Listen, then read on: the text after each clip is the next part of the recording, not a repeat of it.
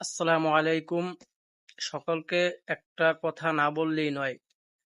অবশেষে আমাদের চরজালালপুর ইউনিয়ন এই জায়গায় কিন্তু রাসেল ভাইপার নামক বিষধর সাপ কিন্তু চলে এসেছে। এই মুহূর্তে দেখতে পাচ্ছেন এই ভিডিওটিতে।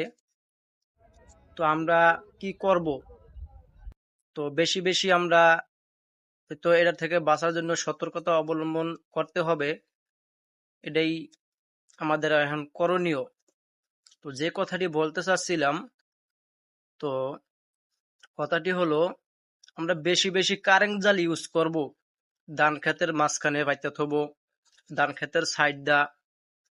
এইলো গিয়া আমার 1 নাম্বার সতর্কমূলক বার্তা পৌঁছে দিলাম আপনাদের কাছে। দ্বিতীয়ত, আমরা যে নামবো, নিচে বুট পরে নামবো, পায়ে বুট এবং হাতে